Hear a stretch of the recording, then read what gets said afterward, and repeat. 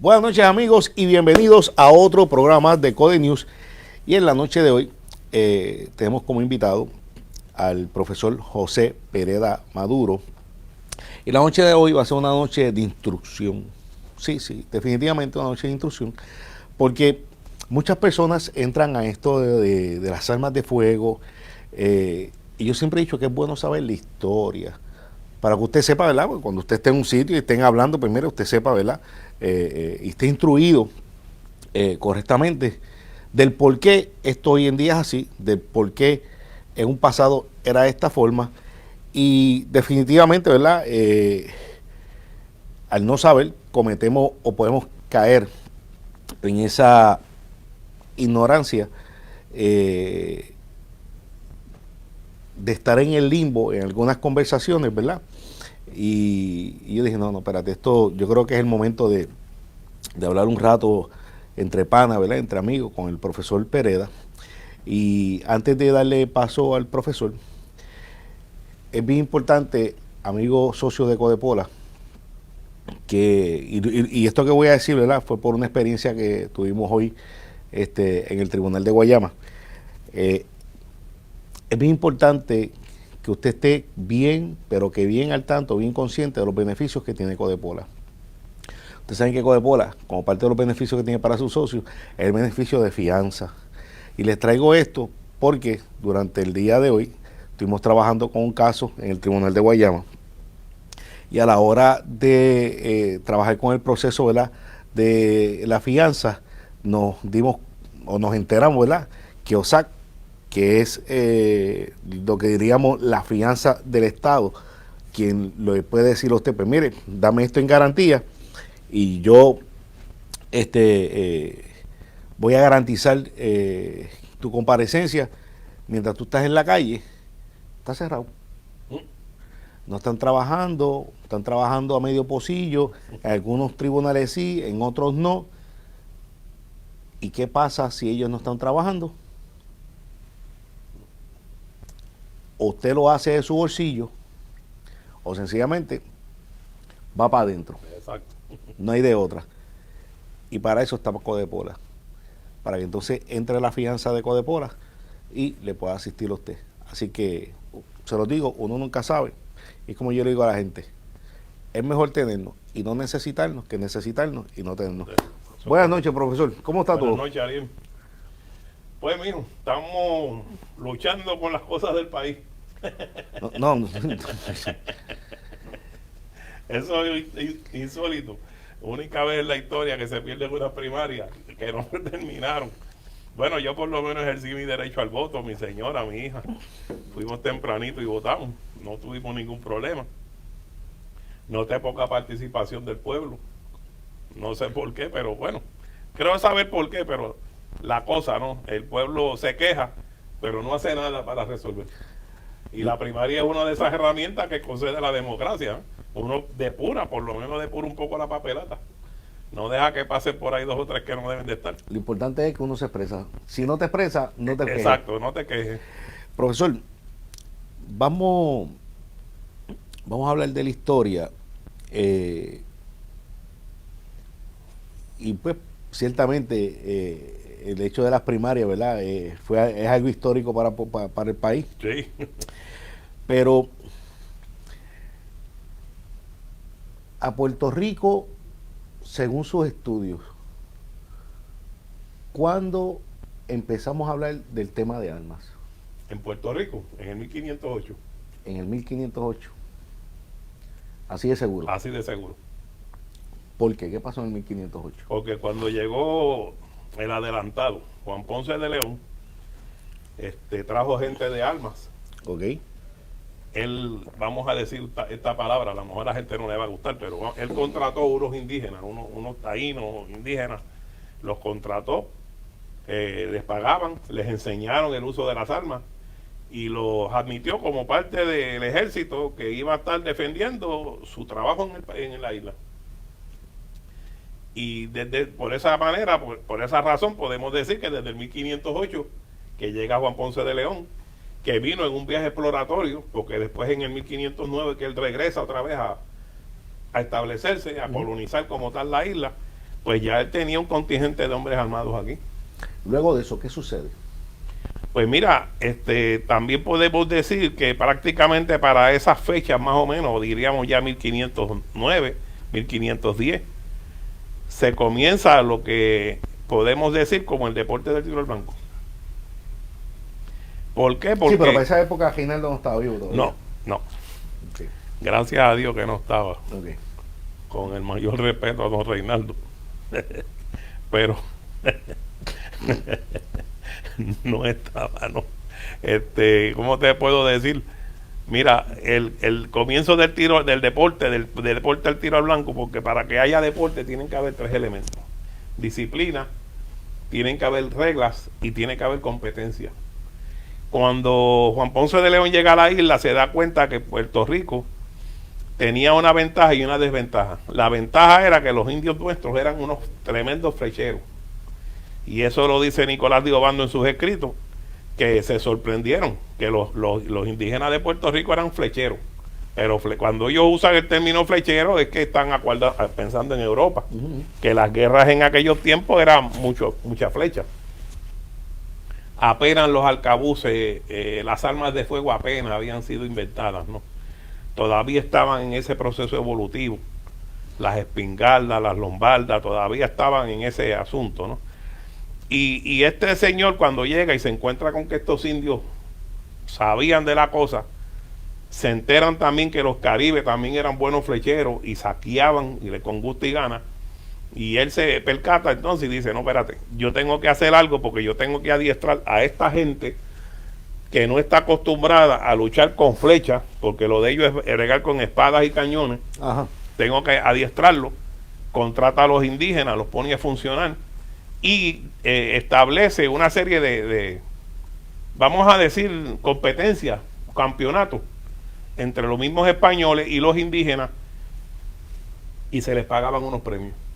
Y ahí vemos la manifestación de lo que es el deporte. ¿Por qué? Porque hay unas reglas: tienes que hacer esto a esta distancia, esto, lo otro. Esta es la regla del juego. La disciplina que tienes que tener para hacer eso. Obviamente la artillería es una rama ¿verdad?, que necesita mucha disciplina. Y eso lo vamos a ver más adelante en el siglo XVIII. Pero tenían la competencia. Estaban compitiendo unos con otros. Y vemos también en el relato histórico cómo algunos indígenas le ganaron a los españoles. ¿Ves? Y aún los enseñaron a usar los arcabuces, y los indígenas se destacaron en el uso del arcabuz. Y ya estamos hablando de 1509 en adelante, ya tenemos las primeras manifestaciones del deporte del tiro al blanco en Puerto Rico. Ok. Cuando Juan Ponce León llega, trae armas, luego de eso en Puerto Rico, se siguieron trayendo armas de otros países. Llegamos en algún momento a fabricar armas en Puerto Rico.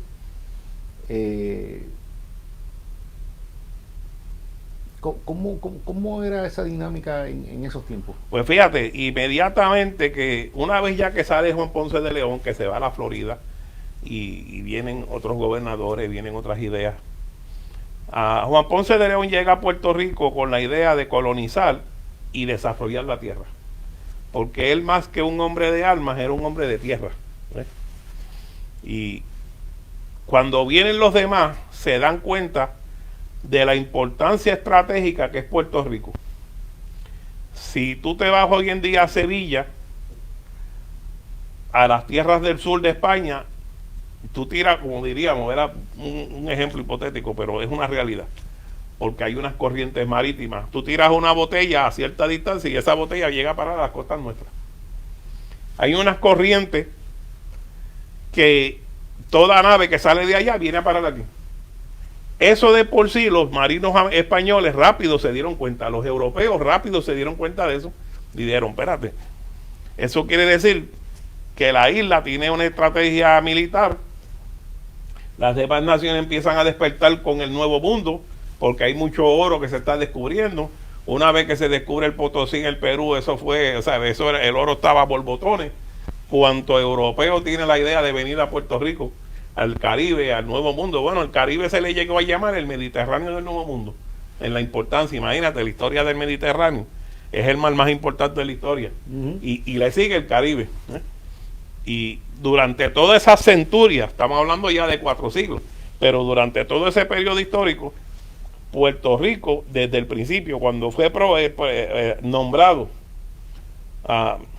promúnculo de la nación, del imperio, o sea, un sitio de mucha importancia, todo el mundo, ¿qué hay que hacer? Armarlo. Comienzan a construir la fortaleza, es el primer castillo que se empieza a construir, y todo se construye para la defensa. La defensa, los castillos, las construcciones, ¿qué implica? Que tienen que venir hombres de guerra. Por esa razón. Que todavía los tenemos. Todavía los tenemos. Bueno, mira la construcción tan fina que se hizo, que todavía los tenemos. Y dicho sea de paso, el castillo o el fuerte militar más grande que hay en todo el hemisferio está en Puerto Rico, San Cristóbal. Tiene 27 acres de terreno. Le sigue Cartagena de India y luego le sigue de Portobelo. El de Puerto Rico es más importante y formaba un triángulo con San Agustín en la Florida, Cartagena de Indias abajo y Puerto Rico en el medio. Era como un triángulo que había, ¿no? De manera que Puerto Rico, cuando ya entonces es declarada llave de las Indias, o sea, entonces, oye, espérate, comienzan a venir ejércitos de guarnición, los que se van a quedar, comienzan a llegar ejércitos de fortaleza, los que se van a estar estableciendo en los diferentes fuertes que se van construyendo alrededor de toda la isla. Bueno, todo el siglo XVI, todo el siglo XVII fue un periodo, estamos hablando de 200 años de historia, fue un periodo donde Puerto Rico se armó hasta los dientes, vamos a ponerlo de esa manera. Mucho militar. Eso, o sea, por eso yo siempre he dicho que la historia de Puerto Rico, en las universidades lo que se estudia es el café, la esclavitud, la caña, y se olvidan de la historia militar, que es la historia más importante que tiene Puerto Rico. La forma de defenderse. La historia militar de Puerto Rico es una riqueza, pero es una riqueza que todavía, bueno, mira, yo le dedico gran parte de mi vida a esto, y hay muchísimas cosas que yo todavía no las sé, que las estoy aprendiendo todos los días, porque es que es un tesoro inmenso, y la cantidad de documentos que hay, wow. Muchos sitios que todavía en Puerto Rico hay documentos que se están perdiendo. Ay, bendito. Pero eso es un tema bien grande para otro día. Definitivo. Bien, llega un momento en que en Puerto Rico se construyen armas de fuego. Pues mira, ya estamos en el siglo XVIII, estamos entrando ya en el siglo XVIII. Cuando entran la casa de Borbón, ¿verdad? Que son los reyes franceses, porque antes estaban los de Austria, Alemania, y toda esa región de Flandes y toda esa gente. Cuando cambia de la casa de Austria a la casa de los Borbones eran gente como que más adelantada intelectualmente. Los de Austria eran como que más rígidos, más rudos, más secos. Los Borbones, que de hecho hasta el día de hoy la casa de Borbón es la que está en España, ¿no? Con el lío que tiene Don Juan, el rey. La casa de Borbón trae unas ideas innovadoras, cosas nuevas, y decide. Ahí tenemos 1765 que envían unos inspectores, me enviaron 7 inspectores a través de todo el imperio. Mira, verifícame cómo están las cosas. Ellos sabían de la importancia, ¿verdad?, de Puerto Rico en ese aspecto militar, estratégico, económico, porque Puerto Rico fue, distribuidor de muchas cosas, ¿no? Y entonces decide el rey, bueno, ahora vamos a preparar esto, un plan de artillado, y prepararon todo el plan para en todo el imperio, en todo el Nuevo Mundo, artillarlo. Cuando digo artillarlo es emplazar baterías de artillería, escuelas de artillería, enseñar, porque esa es la ciencia del momento, esa es la arma del momento, el cañón. Al punto que Felipe II dice en un momento dado que el cañón es última ratio regum, es la última palabra del rey. Cuando se acabaron los argumentos, que ya, o sea, no hay manera, como mencionas tú a veces, dice, mira, con la vieja mía no puedo bregar. Pues mira, manda los cañones, punto y se acabó. ¿Ves? Y él mandó imprimir en sus cañones esa palabra, esa frase, última ratio regum, la última palabra del rey. Así Puerto Rico, inclusive se construyó una escuela de artillería en Puerto Rico, que no la tuvo, se mandó a construir una en Veracruz, y la de Veracruz nunca se construyó. Veracruz, México, ¿no? Hoy día México. Se construyó en Puerto Rico una escuela de artillería. Pero en 1773, en Puerto Rico se estableció una fábrica de armas. Vamos a una pausa y cuando regresemos vamos a hablar de esa fábrica de armas. Vamos a una pausa, mis amigos.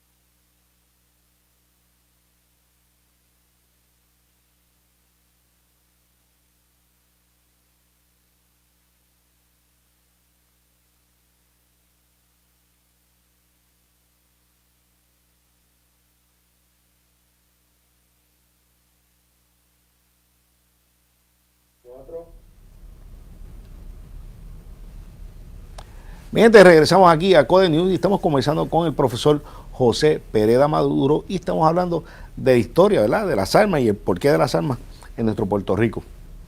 La fábrica de armas. 1773, Ariel. Esa fábrica de armas que se llamaba Maestranza, porque la fábrica necesita tener la empleomanía, obviamente, y necesita desarrollar la empleomanía. ¿Cómo? Pues con los estudiantes. Por eso se le llamaba maestranza. Maestranza porque es un término doble. Vamos a hacer las cosas bien hechas, pero también vamos a enseñar a que las hagan bien hechas. Por esa razón, esa fábrica se le llamaba maestranza. Cuando uno va hacia San Juan, que va entrando por donde está el castillo de San Cristóbal, la calle San Francisco. La calle San Francisco, está la Norzagaray, que es la que sube por ahí, ajá, y la San Francisco. Desde esa esquina entre Norzagaray y San Francisco, edificio Hooters, donde estaba ese restaurante antes, el Hooters, hasta el pero final. ¿por qué tú te ríes? Bueno, es que ese restaurante tiene una fama, ¿no? Entonces, desde ese lugar, desde esa esquina hasta el final, que era, allí había una escuela que, si no me equivoco, se llamaba la Valdoriotti. Correcto. Que tenía una escalera y la descubrieron no hace mucho. Hasta ahí todo eso era el parque de artillería. ¿Ves? ¿Qué pasa? Que en el siglo XVIII los artilleros son los ingenieros, porque el artillero, como te mencionaba ahorita, necesita unas destrezas, unos conocimientos. Cuando nosotros vemos el currículo del siglo XVIII de la escuela de artillería que hubo en Puerto Rico, eso nos deja, ¿sabe? Que ni, vamos a decir, un doctorado en la OPR, en matemáticas. Tenías que conocer cuánta cosa, inclusive como parte del programa tenías que conocer hasta danza. ¿Por qué? Porque los artilleros eran embajadores del rey.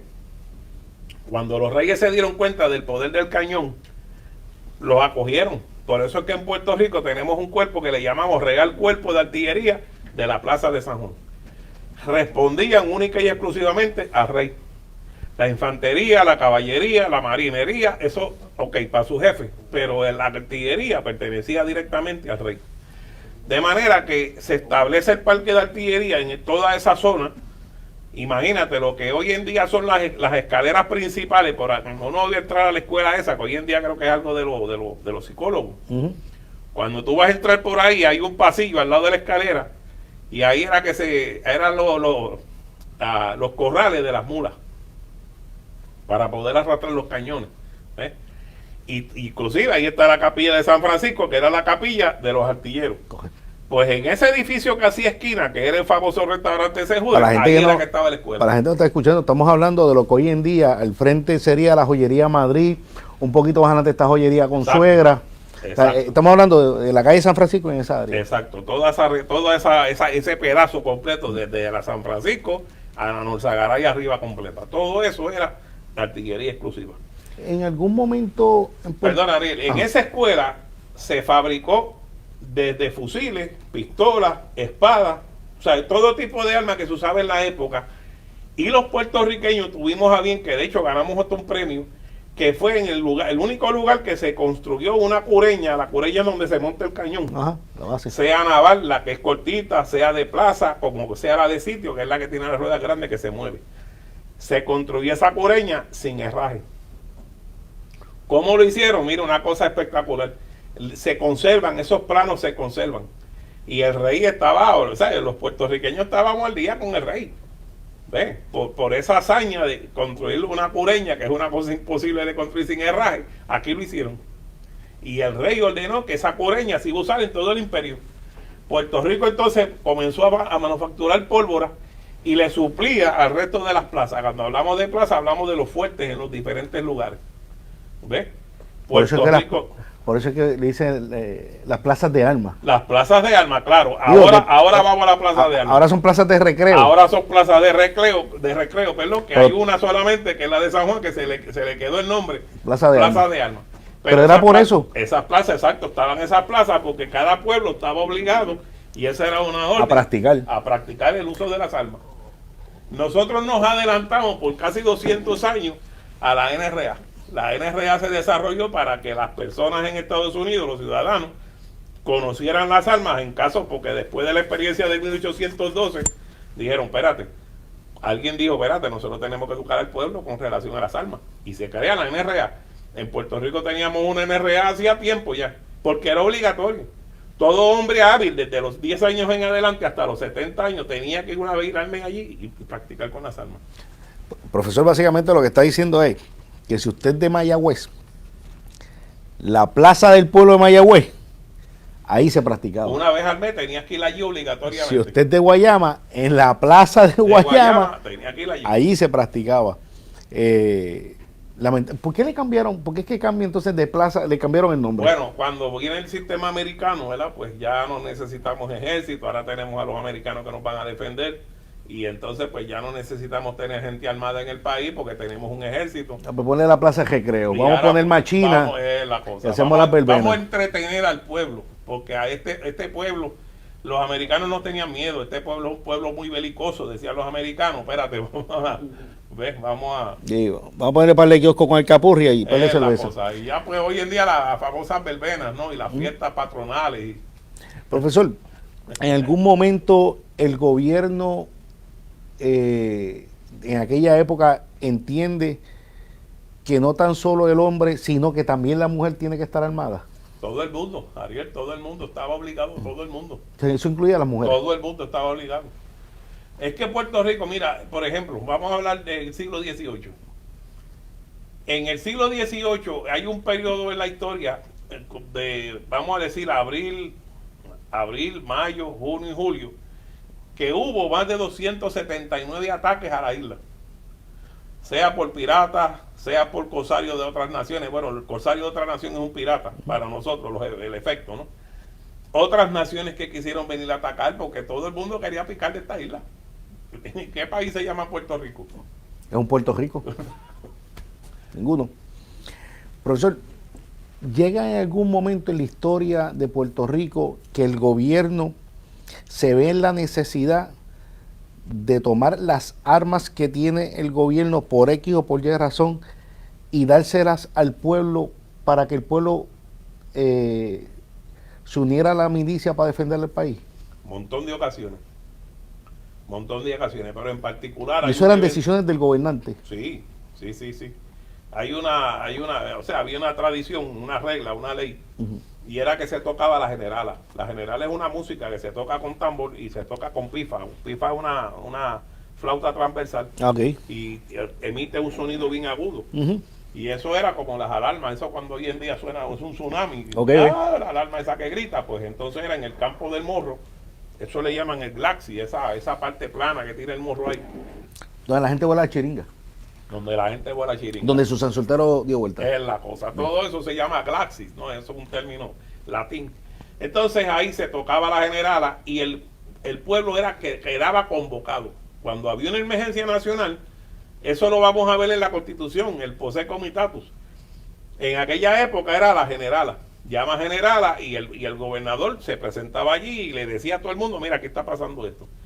Eso se dio en muchas ocasiones, pero en particular en el 1797, en 17 de abril del 1797, llega una fuerza invasora con más de 13.000 hombres armados hasta los dientes, y llegaron mercenarios alemanes, y llegaron gente que se comían crudo a los nenes, y el gobernador se da cuenta que no tiene ejército.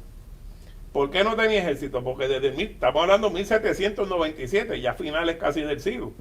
Sin embargo, desde el 1762, los soldados puertorriqueños estaban defendiendo a los dominicanos, que tuvieron, ya ustedes saben, la revolución que dividieron el país en dos, los franceses, un lío.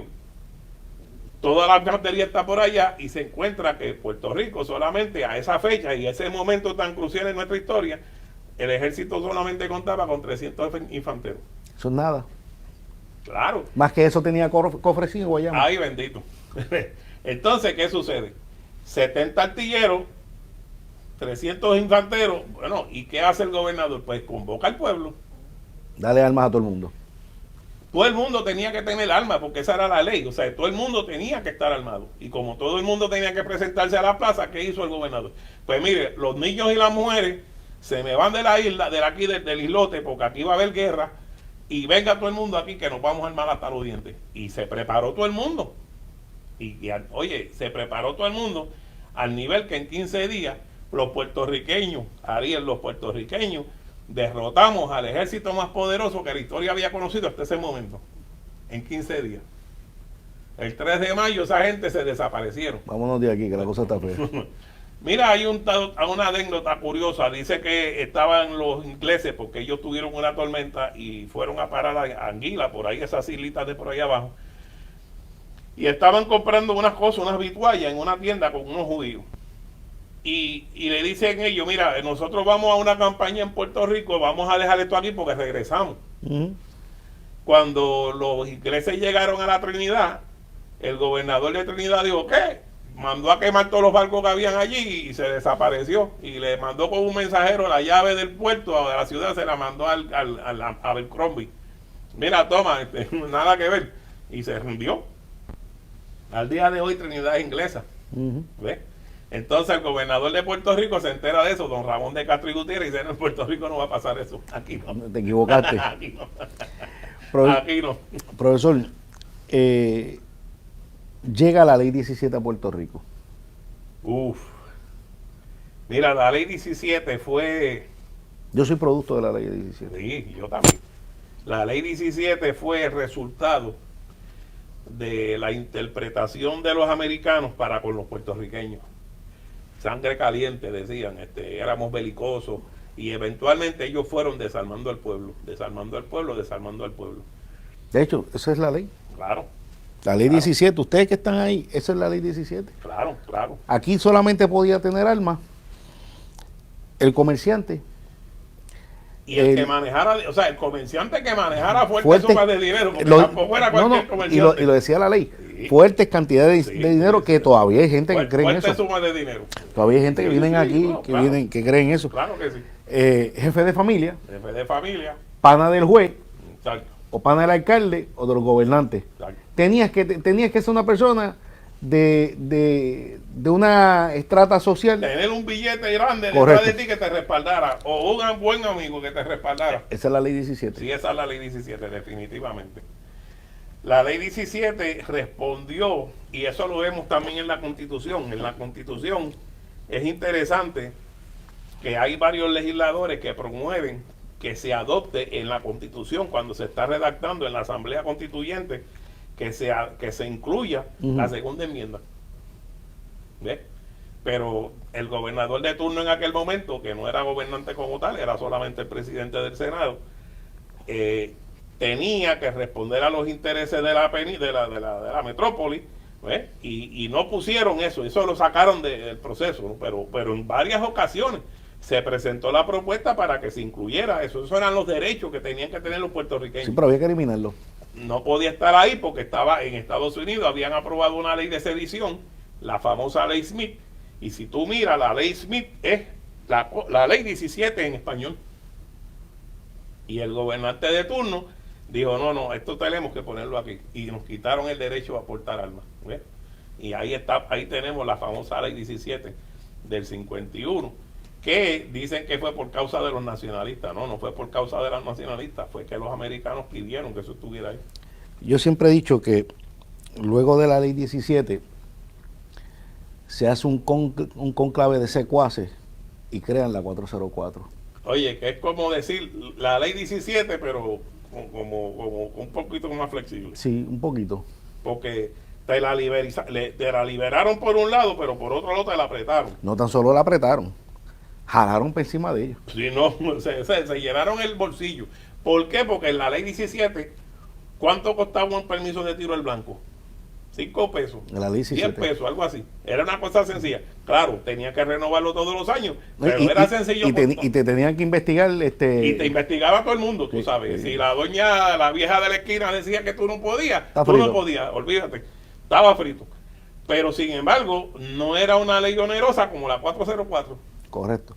Vamos a una pausa y cuando regresemos voy a hablar, como a usted le gusta que yo hable, ¿verdad? Sobre la 404 y ese concable, de esa majestuosa reunión donde se crea la 404, que muchos creían que era lo mejor que tenían y el tiempo los iluminó y les dio la sabiduría para entender que lo que habían hecho era doblar el lomo para aplaudir a aquellos que sencillamente lo estaban fustigando durante todos los años que usted tenía una licencia de armas. Vamos a una pausa y regresamos.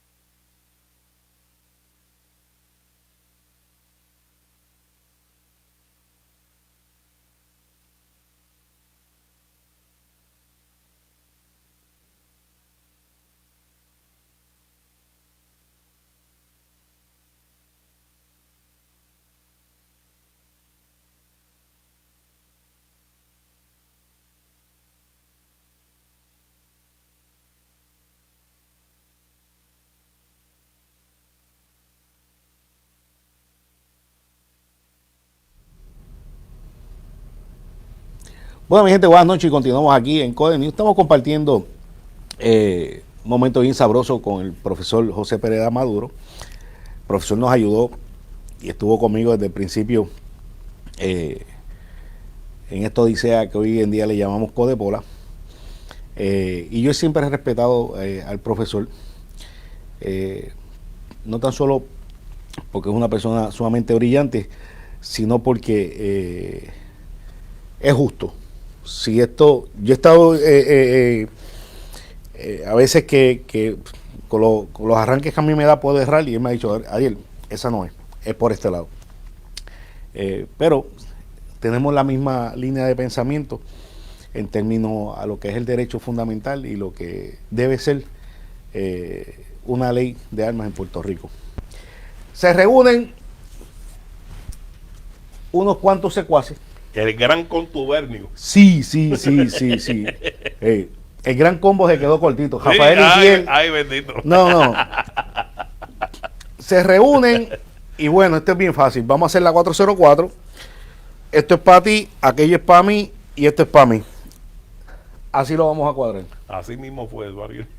Sí, Federación, Almería y clubes de Y tiro. clubes de tiro. Así mismo Y fue, vamos a Eduardo. partir el pueblo por la mitad. Es la cosa. Vamos a joder a todos los ciudadanos y vamos a vivir de todos los ciudadanos bien fácil. Es la cosa. Vamos a hablar con el político que meta ahí que es obligatorio ser parte de un club de tiro, que es obligatorio pertenecer a la Federación de Tiro. Y mira lo que vamos a hacer, porque el de la Almería gritó y dijo, pero espérate, y yo, no, bien fácil. Tú te vas a quedar calladito, no le vas a decir que con la licencia de arma puedes adquirir 2 armas y le vas a respetar La de tiro. la de tiro. Y ahí tú guisas y tú haces el trámite. Exacto. Bueno, pues ahora estamos. No, entonces le vas a decir. Sí, te vas a decir que te separe el arma, coger los chavitos adelante y que se siente a esperar. Wow, Sí. un año, mano. No, un año. Y me dice, pero voy a esperar un año. No, porque a los 120 días Sí. tú le vas a enviar una carta diciéndole, te tengo que cobrar por la custodia. Es la cosa. ¿Me entiendes? Entonces, una pistola de 600 pesos te salía en 1.200 No, pesos. o más. O más. Sí, Esa es la verdad. eso es así. Al que le guste bien, al que no le guste, que busque de Dios. Pero esa es la verdad. Y esa es la historia. Por eso es que los dueños de Almería, cuando yo hablo, se molestan conmigo, pero lamentablemente saben que le estoy diciendo la verdad. Y al que le esté malo, 536-2961. Que yo no tengo ningún problema. Usted sabe que yo voy de frente. Y yo le digo las cosas como son. Viene, nos reunimos y vamos a repartir el bizcocho. Federación, Club de Tiro y las Almerías. ¿Por qué la federación? Un momentito. Hey, aguanta que voy. Que lo tengo ahí. Que no se salga ese No, fíjate que él está allá abajo. Entonces yo abro y lo pito y lo cierro rápido. Ok, sí, porque se No, se sale, muchacho. Se sale ese peje de ahí. No, hay que tenerlo ahí encerrado. Bien. ¿Por qué la federación, siendo una institución deportiva que pertenece al COPUR, les petaron en una ley de armas? Fíjate, Ariel, eso es un tema que a mí me causa molestia, me causa sobre todo dolor. Pero hay historias sobre eso. Sí, claro que sí. El origen de esos 25 pesitos o de los 5 pesitos, porque son tan listos que dijeron Sí, 5 son. pesitos. No, son 25 y son por adelantado, mi hermano. Antes, fíjate, había un acuerdo cuando se establece la federación en el 54, la federación como tal, porque antes había la Asociación Insular de Tiro y qué sé yo. Correcto. Pero cuando se establece como tal la federación, en el 54, el acuerdo era que los polígonos le iban a dar una aportación según los miembros que tuvieran en membresía, valga la redundancia, A la federación. a la federación. Ok. Se supone que le iban a enviar 2 pesos, dos pesitos, por cada miembro que tuvieran en... Claro. ¿Ves? Porque la ley 17 exigía que tenías que pertenecer a un club de tiro. Pero como no lo hicieron, Claro, porque cuando ellos empezaron a ver que estaban entrando miembros al polígono, pues dijeron, espérate, estos chavitos yo los tengo al lado de acá porque se los voy a dar a aquel. primero, un momentito, voy a hacer algo. Nunca lo he hecho, la primera vez que lo voy a hacer. Preguntarle a la producción. Hubo un incremento de momento de gente que nos están viendo en el live. ¿Son los dueños de Almería y los polígonos que llegaron? Son ellos, ¿verdad? Está bien, eso es, que llegaron. Bien, Ok. entonces, ¿por qué?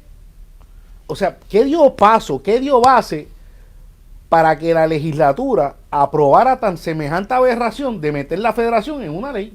Fíjate, el presidente, y para mí el mejor presidente que ha tenido esa federación de tiro, y tenemos que hacer la distinción. Una federación es la de tiro, que es la de escopeta, Correcto. y otra es la federación de armas cortas y rifles, que es la de, ¿verdad? La que conocemos, Bueno, que se conocía. que se conocía. Esa federación... Eso se conocía, es como pasado, pretérito, imperfecto. Es correcto, bien pasado. Sí.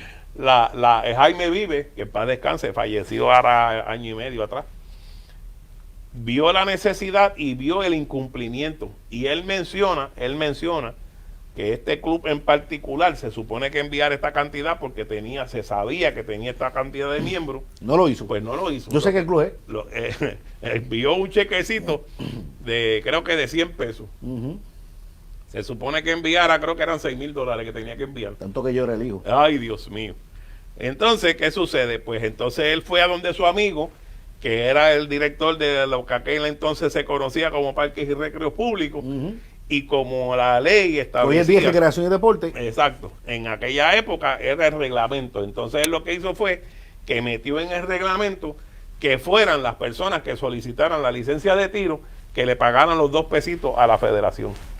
Cuando llega... Con eso evitaban el descuadre Es la cosa, de los claro. presidentes del club de tiro, dueños del club de tiro que no estaban cumpliendo con la federación. Exacto, porque la idea, fíjate, la idea era buena en un principio, ¿no? La idea era buena porque querían, ¿verdad? Me dice a mí, me dijo Jaime Viante, en conversaciones que teníamos, que la federación no era nada, no tenía nada. Y él lo que hizo fue que alquiló una oficinita pequeña, compró una maquinilla y él mismo hacía las cosas. La federación no era nada como eran la mayoría de las federaciones. Pues entonces así comenzó, eso fue en el 1975. Luego, cuando viene el proceso de la 404, que es en el año 2000, obviamente en 1999, pues ahí la mano maquiavélica se mete y dice, oye, ponme esto en la ley, pero no me ponga 2 pesitos, Ponme 25. Ponme 25, porque acuérdate que la licencia antes se renovaba anual, pero eran 2 pesitos anuales. Ahora te metieron una licencia, sí, 5 años, pero te aumentaron $15. ¿Ves? ¿Sabes? Entonces ya no son 2 pesitos, ahora son 25 pesitos por 5 años. Bueno, ¿qué produjo eso? Ya nosotros sabemos lo que pasa, ¿no? El proceso de todo del famoso sello federativo, que si tú no estabas no tenías el sello federativo, tú no podías no tener Sí, una licencia de tiro al blanco. pero mira, espérate. La federación trae ese hecho de estar en la ley para adquirir unos ingresos con la excusa de poder promover, De fomentar el deporte. de fomentar el deporte. Claro, ese fue el gancho en la ley. Claro, perfecto.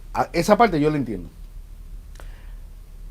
Lo que no entiendo es el producto de eso. Porque fíjate, en Puerto Rico, aparte de la Federación de Tiro, está la Federación de Baloncesto, Sí. está la Federación de Pelota. Creo que 40 federaciones. Correcto. Claro, de todos los deportes Sí. que van a nivel de Olimpiada. Ajá. Bien. Quizás la federación más conocida que hay es la Federación de Baloncesto. Sí. Pues porque nosotros venimos en la historia de un Sí, Raymond la Dalmau, popularidad que un hubo. Quijote Morales, un Fico López, Sí, que en paz sí. descanse, Gary Bowes, James Carter, ¿sabe? Los tiempos de gloria del baloncesto superior de Puerto Rico, el BCN. Sí. Cuando usted va a una cancha de baloncesto, ¿verdad? La cancha Mario Quijote en Guaynabo, Doctor Roque Nido Estela en Guayama, usted llega y usted ve diferentes publicidad. Por ejemplo, en Guayama está la farmacia tal, Claro. la fábrica los tal. auspiciadores. Son los Los auspiciadores. auspiciadores, claro. Y esos auspiciadores que están ahí, Como todo el mundo y todo el deporte, depende de auspiciadores. claro, y todos esos auspiciadores que están ahí pagan una cantidad de dinero a ese equipo, a esa federación, y ese dinero es el que se utiliza para pagar los salarios de los jugadores. Para fomentar el deporte. Claro, sí, porque el jugador de baloncesto no juega él no juega de gratis. Él tiene un salario. Claro. Él dice, mira, esta temporada dura 3 meses. Y durante estos 3 meses, este va a ser tu salario. O Claro. algunos y que lo necesita porque se le exige Claro. que se prepare. Ahí- Y se le exige, por eso se le compensa. Hay jugadores de banco que cobran 5,000, 6,000, dependiendo del sí. tamaño del banco. Pero el jugador estrella pueden ser que cobren hasta 50,000 pesos en una temporada. Claro, Y ese dinero sale de los auspiciadores. de los auspiciadores. Los equipos de baloncesto tienen una persona clave que se encarga de buscar en todo ese pueblo esos auspiciadores para pagarle a los jugadores, a sus atletas. Ahora pregunto yo, ¿por qué la Federación de Tiro, con todos esos $25 que recogieron, nunca le pagaron un peso a los tiradores?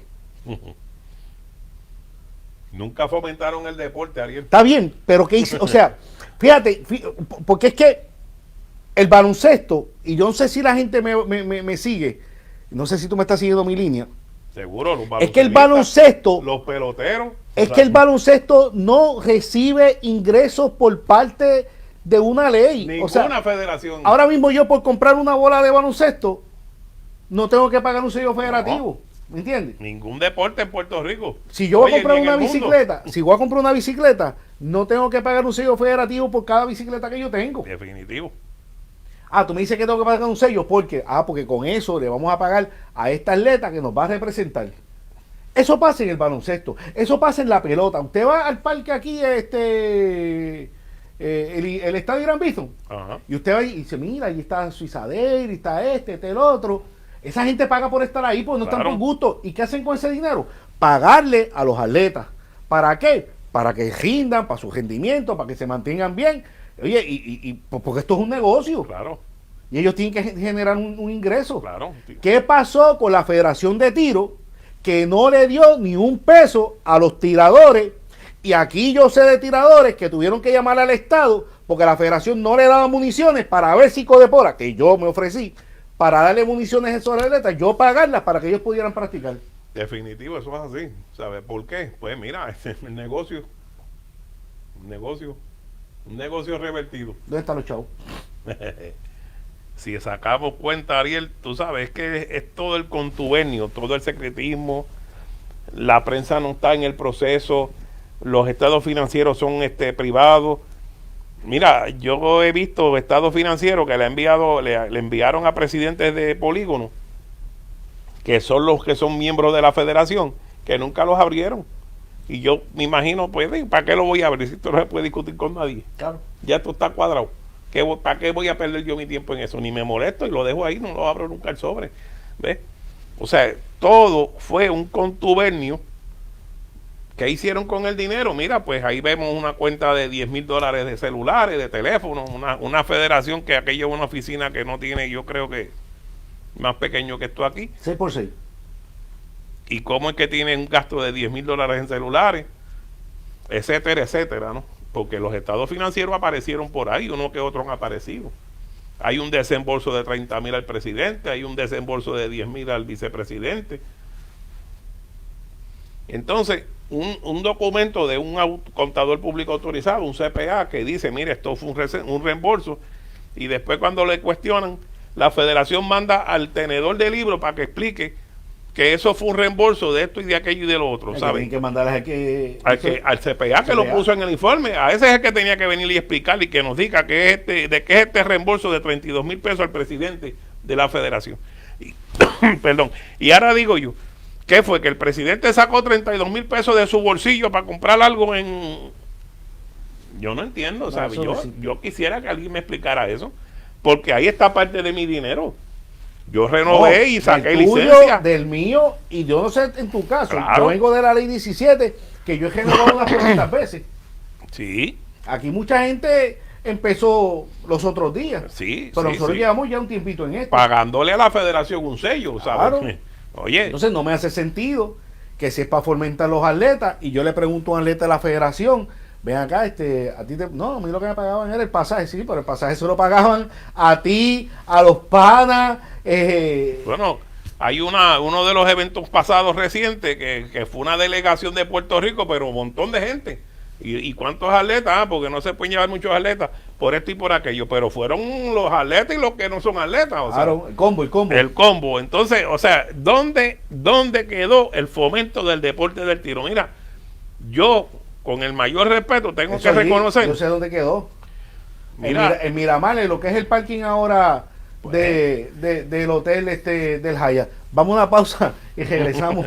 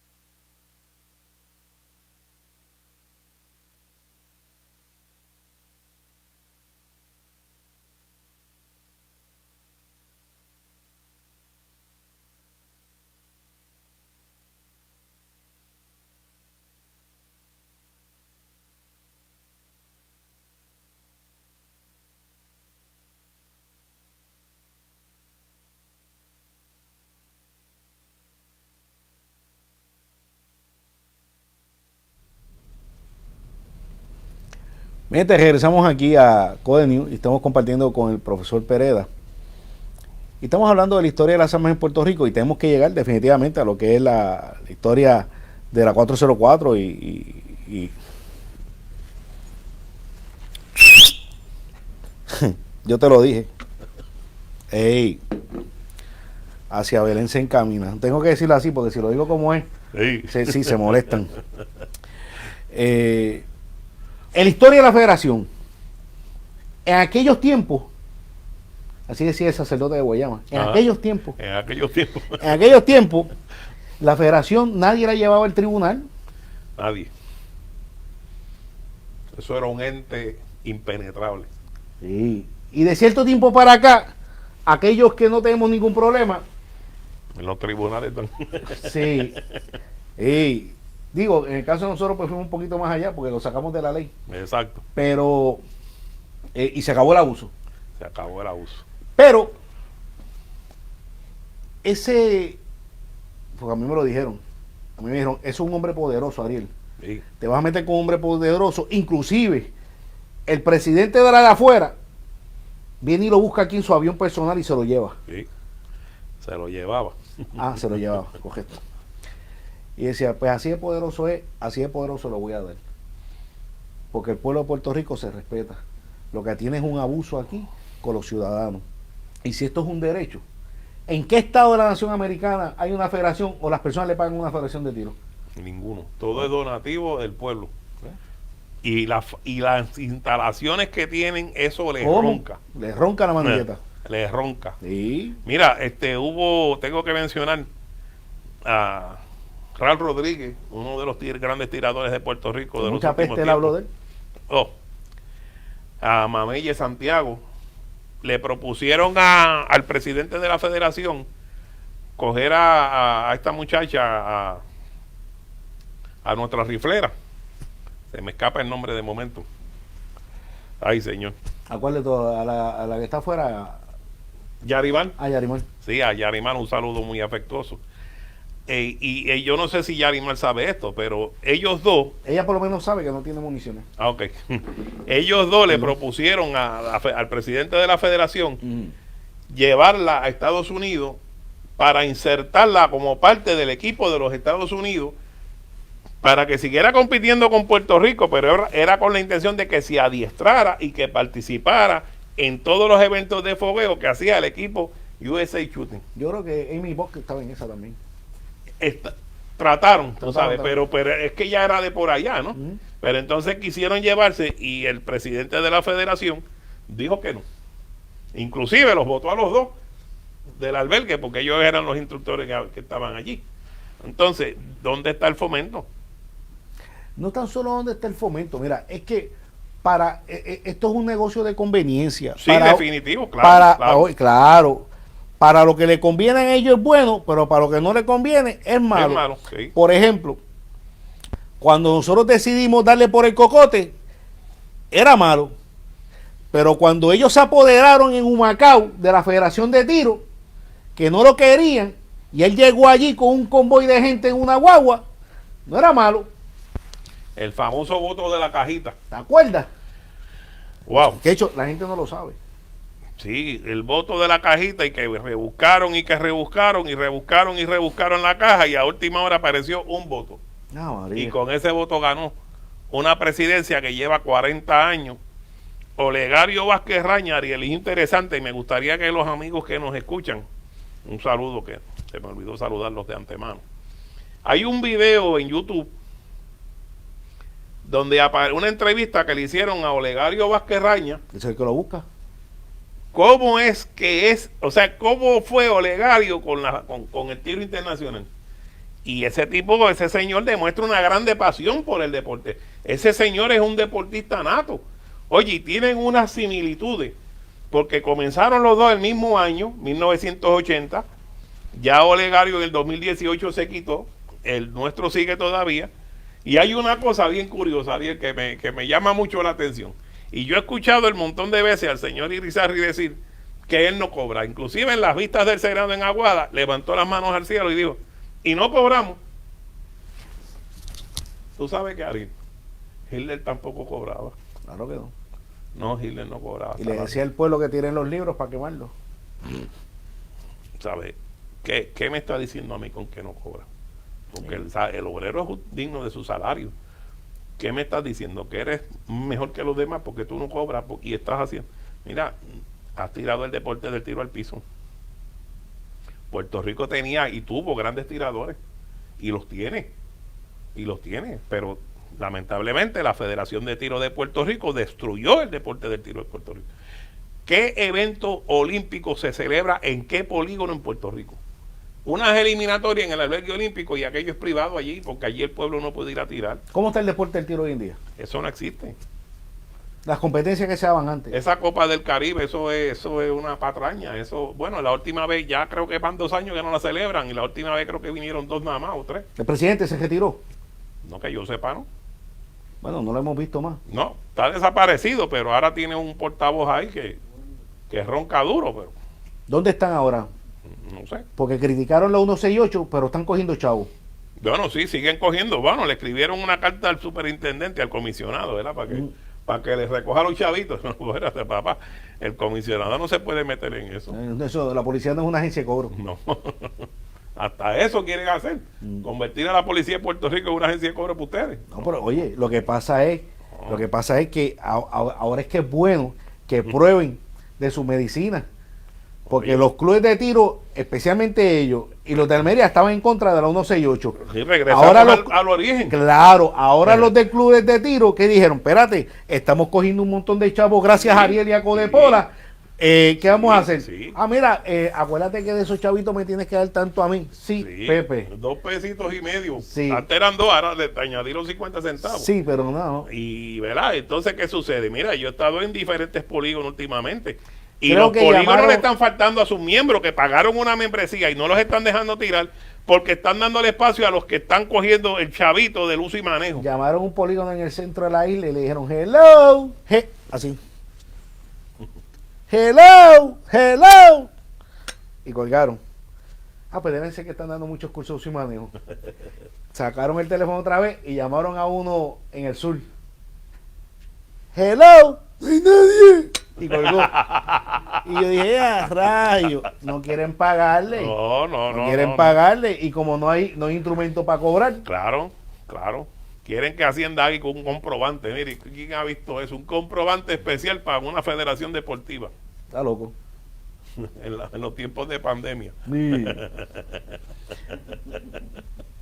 El mundo está La virado al revés. 168, ¿le hizo justicia a los puertorriqueños? Claro que sí, Ariel. Oye, ¿sabe cuando éramos muchachos jugábamos un juego que se llamaba paso de hormiga, paso de gigante, paso de cangrejo y te echabas para el lado y qué sé yo qué? Mira, siempre he dicho, era que de la ley 17 a la ley del 1905 dimos un grande paso. De la ley 17 a la 404 dimos un paso. Se abrió la puerta para mucha gente que tuviera el billete. Pero con la 168 el cuadrangular se fue por encima de los gandules, como dice la gente. Ahora con la 168, ¿Sabe? ¿qué dice Alangura? Oye, en Estados Unidos mucha gente se comunica conmigo porque ¿verdad? Tengo muchas relaciones y mucha gente está sorprendido. Inclusive ya yo sé que hay jurisdicciones en Estados Unidos que están queriendo copiar parte de las cosas de nuestra ley. ¿Quién es Alangura? Alangura es, como dicen los muchachos, el papá de los pollitos.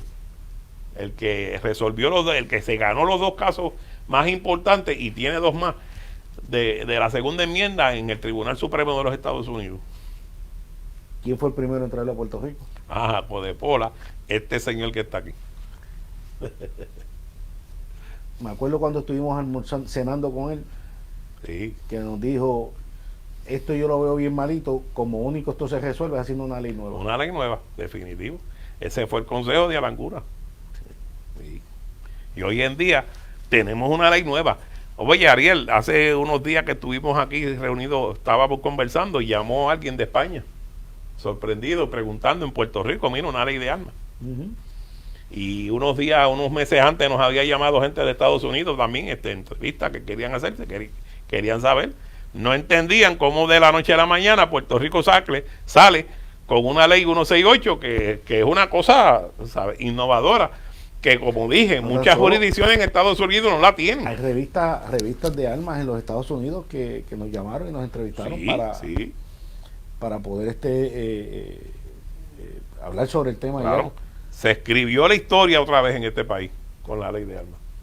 Y le falta, la ley de armas le falta, no se duerman en las pajas, le falta. Sí, no. Le falta un montón, le falta. Esta mañana, como dije, estaba resolviendo un caso en Guayama Y aprovecho un momentito porque el tribunal de Guayama queda cerca de la comandancia y da pena ver la gente afuera, sin sitios donde sentarse, haciendo filas para poder tramitar su licencia de armas. Que no debería de ser. Correcto. Y yo vi eso y dije, esto hay que cambiarlo. Y la gente me miraba y yo decía, allí les dije a los que estaban allí, esto va a cambiar. Yo les garantizo que yo voy a seguir luchando para seguir Tiene que cambiar, Ariel, tiene que cambiar. Tú sabes que antes con la 17 teníamos que esperar un año y hasta más. Sí. Y en ocasiones venía y después del año que había hasta invertido comprando un arma de fuego y resultaba que no te daban la licencia por H o 20 cosas que se inventaban o qué sé yo. Y tenía el ciudadano que pasarse. Y si tenías un problema, ¿verdad? Que necesitabas tu seguridad y dependías o estabas pendiente de tener tu arma de fuego para poder defenderte o defender a tu familia, no podías, tenías que esperarte el año completo. Sin embargo, pues mira, ahora la policía, yo no sé, no sé a quién echarle la culpa, si es cuestión de echar culpa, pero tenemos una ley nueva y esto hay que agilizarlo porque es injusto que habiendo una ley, la policía se esté tardando tanto tiempo en ejecutar una cosa que es electrónica. Yo no entiendo. O sea, realmente no entiendo. Inclusive los ciudadanos deberían de poder radicar, enviar las cosas por internet, las escanean en su casa o por email, se las envían. Pues mire, métalas ahí en el expediente y ya está. Yo pienso que muchas cosas que pueden hacer. Sí, yo pienso que es una cuestión de darle, de meterle empeño, es correcto, de meterle ganas. Meterle ganas, claro. Porque claro sencillamente aquí hay estados, mire, por ejemplo, el estado de la Florida, tú haces todo eso por la página de ellos. Seguro. Lo único que no puedes hacer es las huellas y las envías por correo. Que de hecho, próximamente vamos a estar anunciando el curso de la Florida, vamos a darle a la oficina de Codepola con todas las medidas, ¿verdad? Porque con esto del COVID todo ha cambiado. Y yo puedo entender que la policía pues pueda decir, ¿verdad? Mira, lo que pasa es que con esto de la pandemia, pero pues ya la gente se está acostumbrando, ¿verdad? A que son 50 aquí, 15 por la mañana en las comandancias, 25 por la mañana y 25 por la tarde en San Juan. Pero ciertamente, ¿cuánto tiempo le demora al personal entrar la solicitud al sistema y producir el plástico? No sabemos cuánto personal tienen, no sabemos quiénes están de vacaciones, quiénes están por enfermedad, por el fondo, porque pues en eso no se han expresado. Pero sí te puedo decir que muchos socios de Codepola en los chats que tenemos han entrado, ¿verdad? Y me dicen, mira, me llegó mi licencia, estoy contento. Sí, Y pues están bajando. Sí. Suena hebrea, pero están bajando. Suena hebrea, pero están bajando. Están bajando. ¿Cómo afecta todo esto al profesor José Pereda Maduro en ese libro de historia que estaba haciendo sobre las armas? Wow, Ariel, yo llevo 3 años tratando de terminar. Y cada vez que yo vengo con algo te jodo el libro. No, esto es de película. ¿Sabes? Yo le estoy dedicando varios capítulos completos a la Federación de Tiro, porque es que ha destruido el deporte del tiro. Y eso lo digo con la boca llena. Ha destruido el deporte. La historia del deporte del tiro en Puerto Rico fue algo tremenda. Y si había un centro de tiro en Puerto Rico, era el Pan American Gun Club. El Pan American, que la federación lo destruyó, por eso lo desmanteló. El Pan American, aquí venía gente del mundo entero, venían a participar al Pan American. El equipo de la Fuerza Aérea de los Estados Unidos venía a practicar en el Pan American. Te das cuenta, porque cuando entras a la cancha de aire están todas las banderas. Sí. Aquí con el asunto, ¿no? O sea, desmantelaron para darle vida, porque esa fue la estrategia electoral, para darle vida a los otros polígonos que estaban en la ruina para los efectos. Y hoy ni uno ni el otro. Y la administración del Pan American se prestó para el desmantelamiento. Pues ahí lo tienen. Eso es lo que tienen hoy en día. Que están viviendo de los cursos de uso y manejo gracias a la ley nueva. Que le subieron los precios y no entiendo por qué. Todavía yo quisiera saber por qué le subieron los precios a los cursos de uso y manejo. Sí, porque también sigue siendo lo mismo. Vamos a hablar con eso también. Ahora, fíjate la historia que tuvimos del tiro en Puerto Rico, que nosotros venimos participando desde el segundo juego centroamericano para acá, desde las Olimpiadas del 48 en Londres venimos participando, ¿sabes? Las medallas pues hemos bajado grandemente, pero antes se traían medallas. Los atletas de Puerto Rico participaban en los eventos del internacional, antes de la Unión Internacional de Tiro, ahora el ICSF. O sea, ¿qué pasó con el deporte? La federación, responda, ¿qué fue lo que hicieron ustedes con el deporte? Con tanto dinero, porque ustedes cogen casi $1 millón al año. ¿Sabe qué pasó? ¿Qué pasó? Lo gastaron en celulares. Profesor, tengo que dejarte, pero yo creo que tenemos todavía mucho de qué hablar. Sí, no. Sí, tenemos mucho de qué hablar y es bueno llevarle el mensaje a las personas, porque estamos hablando de la historia, estamos hablando de la verdad y lo que usted debe de saber. El por qué antes usted estaba amarrado a federación, clubes de tiro, y el por qué ahora, obligado, porque ustedes estaban amarrados. Fíjate, Ariel, permíteme, hay un video que cuando el señor Quelcado va allí a la reunión, en ese momento se iba a celebrar la asamblea del año 2016 para escoger, y él se presentó allí y preguntó y dijo, mira, yo quiero que me den derecho a votar aquí, y allí salió el presidente y el vicepresidente y le dijeron, desde ahora te voy a decir que aquí no tienen ningún derecho. Oye, ningún derecho, y somos los que estamos pagando y somos los que por 40 años hemos estado sosteniendo esa federación. Derecho al voto. Y no teníamos ni siquiera derecho al voto, que ni siquiera la gente está equivocada y se creían que porque pagaban en la federación eran miembros de la federación. Negativo. Nunca la federación los consideró ustedes tiradores como miembros de la federación. Los miembros de la federación son los polígonos de tiro, y eso lo dice la Constitución. Eso es así. Detallitos como este vamos a seguir orientando en otro programa, así que te voy a seguir invitando para seguir orientando a la gente de cómo es y son las cosas. Antes de irnos, sé que te tengo loco, papá. ¡Vaya, rey! Dale para que lo despierte. Espérate. No lo pito mucho, a veces se molesta ahí. Mira, quiero darle un saludo a un buen amigo, a mi hermano mayor que está en Ponce, a Luis Rosario, si nos está viendo. Saludos. ¿Tu hermano mayor? Sí, él es mi hermano mayor. ¿Sí? Lo único que yo soy negro y él es blanco. No, y tú eres Pereda y él es Rosario. Y él es Rosario. Sí, está bueno. Pero somos hermanos, ¿sabes? Sí, Nos queremos mucho. Luis Rosario. Haz el bien y no mires a quién. Muy buenas noches. Protéjanse. Vamos a lavarnos las manos. Viene por ahí mal tiempo para el fin de semana. Así que hay que cuidarse. Mami, bendición.